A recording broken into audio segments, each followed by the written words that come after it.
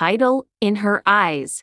Episode 1, The Girl Who Wasn't There. Waking up from a coma is nothing like in the movies. There's no dramatic gasp, no frenzied monitors screaming to life. Just a slow drag out of darkness, like swimming upwards through thick black syrup. My eyes opened one at a time. The first thing I noticed wasn't the tubes in my arms or the beeping machines, it was the silence in my head. A heavy, pressing quiet where my memories should have been.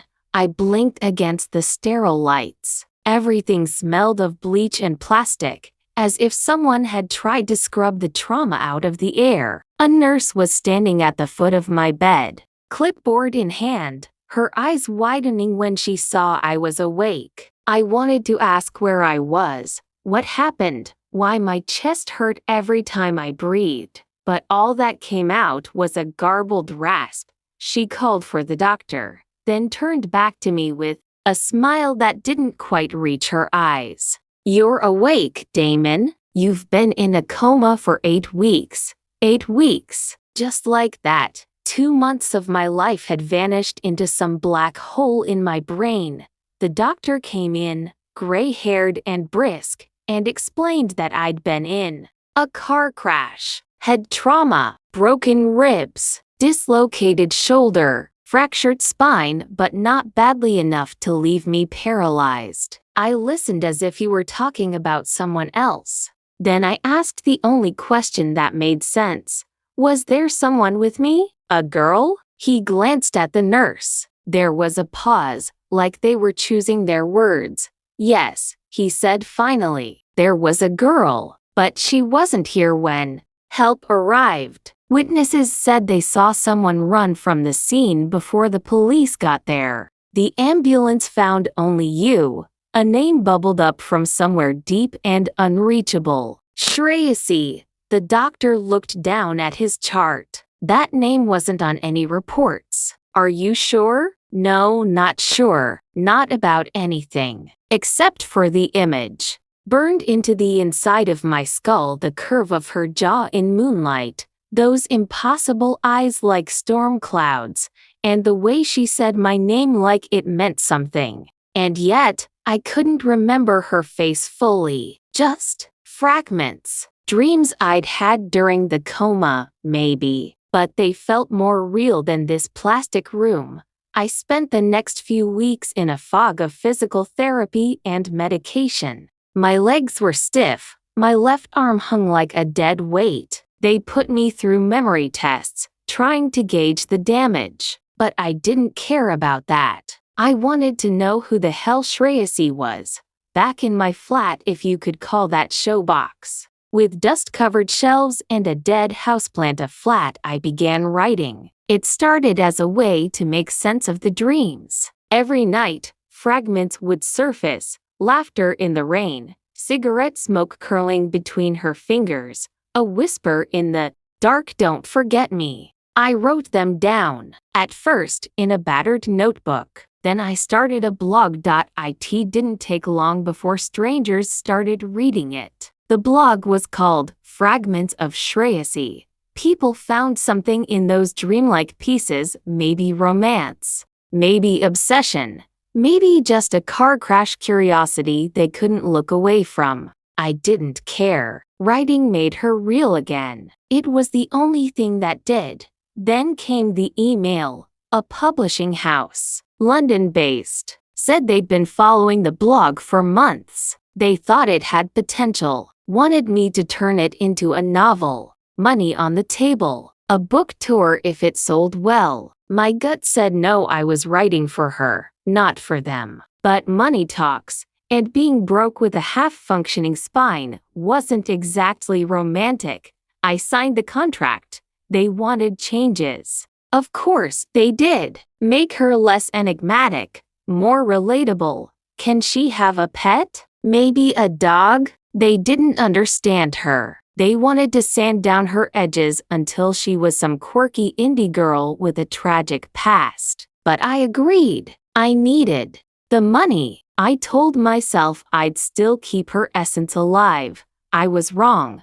The novel launched with a sleek black cover, her name in soft gold letters. It sold well. Readers ate it up. The Mysterious Muse. A fever dream romance. They didn't know her. They only knew the version I created under pressure. Then the messages started. At first, they came through the blog. Comments under old posts from anonymous profiles. Cryptic lines like, "She never had a dog. Daman, you're twisting her. Liar." I shrugged them off. Internet weirdos. Comes with the territory. But then I started seeing her. At first, just glimpses. A flash of a face across the street. Someone watching from behind a lamppost at a signing event. I told myself it was just my imagination. Until she followed me home. That night, I heard the knock on my door. Soft, measured. 3 taps. I looked through the peephole and saw no one. Then, just as I turned away, another knock. Louder this time. I opened it. There she was. Her face was exactly as I'd imagined, which should have been impossible. The same stormy eyes, same curve of her mouth, same voice. "Hi, Daman." My heart skipped like it was trying to run. "Shreyasi," I croaked. She smiled, but it didn't reach her eyes. "You've been writing lies." And just like that, everything tilted. I don't remember inviting her in. One moment she was at the door, the next she was sitting on my couch, legs tucked under her like she belonged there. She scanned my flat, touched the old record player like it was an old friend, then fixed those eyes on me. "You made me weak," she said. What do you mean?" "You edited me. You made me soft." "I'm not soft." "I didn't have a choice," I said. "They wanted you always have a choice." The way she said it made me feel 10 years old, like a boy who broke something precious and lied about it. I tried to rationalize. "If you're real, if you're actually here, then where were you? After the crash?" She tilted her head. "That's your next chapter to figure out, isn't it?" And then she left. No drama, no threats, just a whisper as she stepped into the night. "You've got one chance to fix this." After she left, I stood there, numb. Was she real? A hallucination? My trauma manifesting in the most seductive way possible? But then I found the cigarette she left in the ashtray. The one with lipstick smudged on the filter. Proof. Or bait. The dream started again. Sharper this time. No longer fragments, but full conversations. Arguments. Confessions. In them, Shreyasi accused me of abandoning her, of using her, of turning her into a myth so I wouldn't have to face what really happened. I started digging. I requested the police records from the crash. Most of it was redacted, but there was a single mention of an unidentified female witness seen fleeing the scene. No follow-up, no name, nothing. Was she ever real? My mind became a battlefield between memory and imagination, guilt and ego. And in the center of it all stood Shreyasi, watching, waiting. The final straw came when I woke one night to find 3 words scrawled across my bedroom mirror in red lipstick. "Write the truth." That was when I knew, whether she was flesh and blood, or something else entirely, she wasn't going to stop. Not until I told the real story. Problem was I wasn't sure what that story was, but I was going to find out, even if it killed me. I didn't sleep the night she came. Not properly. I hovered somewhere between wakefulness and nightmare, where everything was distorted and feverish. In every dream, she was there, Shreyasi, standing just beyond my reach, smiling like she knew something I didn't. When I finally woke in the morning, the sunlight hitting the lipstick on the mirror made it look fresh again, like it had been written moments ago. Write the truth. The words felt less like a threat and more like a command, or a challenge. Maybe both. I sat in front of my laptop, blinking through the fog of sleep deprivation. My cursor blinked at me, like it too was waiting for the truth to appear. But what truth? I couldn't remember the night of the crash. I couldn't even be sure Shreyasi had ever existed outside my broken brain. But someone had been here. Someone who knew things only I had written in private drafts. Someone who smoked the exact clove cigarettes I described in my earliest blog posts. And then there was that voice, hers. Unmistakable. Haunting. I needed help. So I called Priya. We hadn't spoken in months. Not since before the accident. But she picked up after 2 rings, her voice sharp and worried. Daman? Bloody hell. Are you okay? I need to talk, I said. In person. There was a pause. Then, come over. I'll put the kettle on. She lived in Camden now, in a tiny flat above a bakery that always smelled like burnt sugar and regret. When she opened the door, she looked older, more tired, but there was still something comforting in her presence. We dated briefly years ago, but settled into an uneasy friendship built on sarcasm and shared trauma. You look like shit, she said by way of greeting. Thanks, I muttered. We sat in her kitchen while she poured tea and studied me like a patient under examination. All right, she said. Start talking. I told her everything, from the dreams to the blog, the book deal, and the visit from Shreyasi. She didn't laugh, didn't roll her eyes, just listened. When I finished, she leaned back and crossed her arms. You know how mad this sounds, right? I know, but you're not lying. That's the worst part. I can see it in your face. You believe every word, because it happened, or is happening. I don't know anymore. She sipped her tea, then frowned. Let me ask you something. Do you actually remember her, like, really remember her? From before the crash? Or is she just a dream woman? I hesitated. I remember her eyes, her voice, the way she laughed, but not the full picture. Priya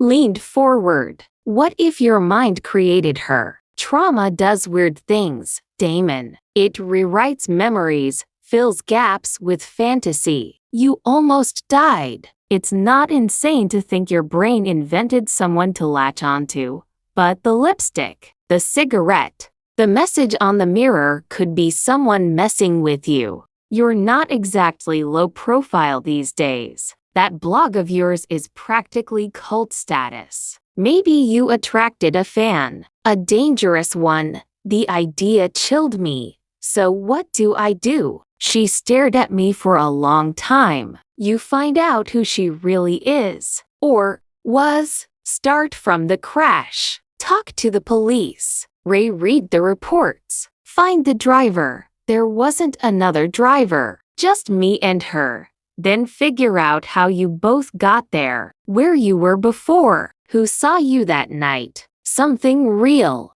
not dream stuff. It made sense. Maybe this was how I clawed my way back to the truth, not by writing more fiction, but by digging into the facts. I thanked her, left with my brain buzzing. It felt good to have a direction, even if it was backwards. The next day, I went to the precinct in East London where the original accident report was filed. I expected pushback, maybe some blank stares, but the officer on duty recognized me immediately. Daman Thaker? The writer? Jesus, you've got some nerve coming back here. Excuse me? He looked around and lowered his voice. People still talk about that crash. Some conspiracy nut online said you faked the whole thing to sell your book. I didn't respond. We pulled the traffic cams near the scene, he continued. Most were down that night, storm knocked them offline, but we had a few stills from a local petrol station. You were driving, solo, no one else visible in the car. That's impossible. He handed me a printed photo. Grainy, low rays, but it showed me behind the wheel, face lit by the dashboard. No one in the passenger seat. Was there any evidence someone else was there? A second set of prints? Clothing? Anything? He shook his head. Nothing. Not a trace. I walked out of the station in a daze. If Shreyasi had been in the car, she'd erased herself completely. If she hadn't, then who had I been dreaming about all this time? Who had come to my door? Back at home, I searched through every scrap of information I could find: blog posts, drafts, old notes from before the crash. I found something odd. An early unpublished entry, typed late one night, titled "The Passenger." It was written like a confession. She said she'd never let me forget her. That if I tried to bury her, she'd come back angrier, hungrier. I laughed. And then we hit the rain. She vanished in the noise. I didn't remember writing it. That night, I heard the knock again, 3 soft taps. Same rhythm. I didn't open it this time, just pressed my back against the wall and waited. The silence grew heavy. Then her voice, muffled but clear. "You're starting to see it, aren't you? The cracks, the truth bleeding through." I gritted my teeth. "Who are you?" Pause. "You know who I am. I'm what's left when you lie. I'm the echo you thought you could silence. What do you want from me?" Her whisper turned sharp. "Redemption, memory, the truth, Daman, or I'll take everything from you." The next morning, my laptop was wiped clean, blog gone, drafts deleted, photos corrupted, every digital trace of Shreyasi erased. All that was left was a new folder on my desktop titled Chapter 0. Inside it, a single audio file. I clicked play. Her voice, intimate and icy, filled the room. "Let's begin again. From the night you killed me." End of episode 1.